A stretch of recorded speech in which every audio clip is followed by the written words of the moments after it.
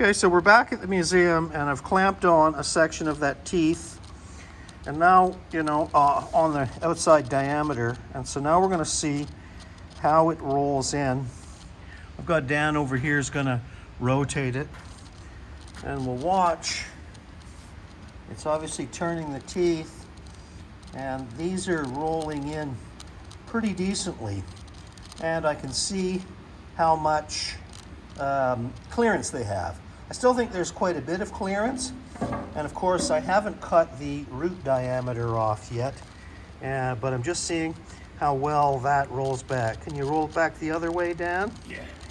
And I'll see if I can get a closer video of how well the teeth are rolling in. So you can see they're rolling in pretty good, and I can see I got maybe too much slop.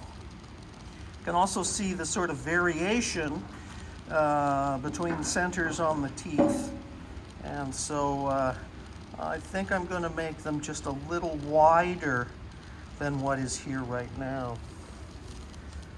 Anyway, that's the shape I have to make. It's so fun to see that it's actually rotating. I'm going to show you clearance from the bottom. I've got a light up the top.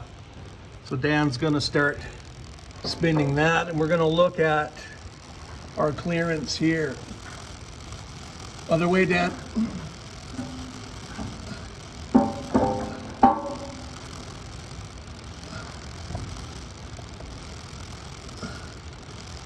So we can see you can see the clearance, quite a bit on that one. Yeah, it looks like I'll take a feeler gauge out of wood and see what the clearance is right now. But it looks a bit too sloppy. Shape is perfect though. Okay, so when I just showed you that's what I'm claiming my root clearance to be, and that's where the other cast iron gear root clearance will be. And we can see, that is pretty much touching, and so we know the diameter is perfect. So now what I'm going to do, because we saw clearances there, is I'm going to adjust this until it comes in and I got the perfect clearance for that tooth to roll in perfectly.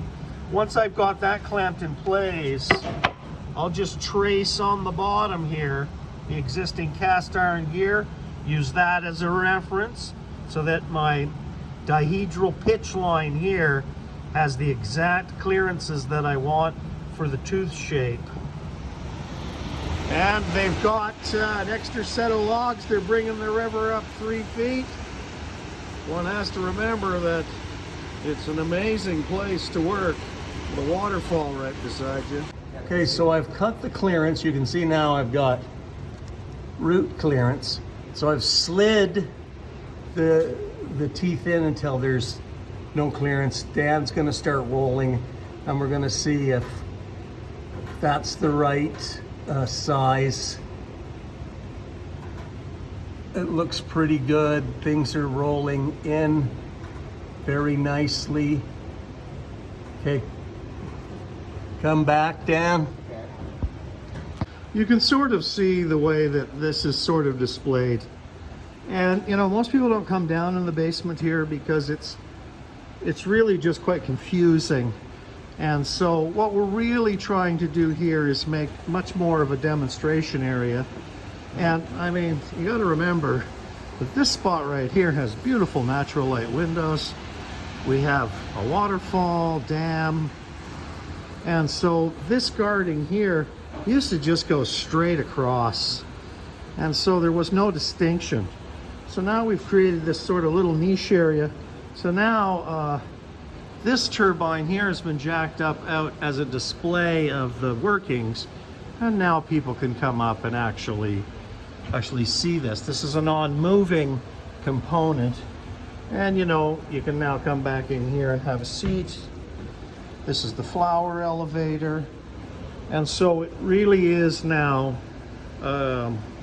Well, a display of the artifact in a way that people should realize now that there's something at least special about this little arrangement.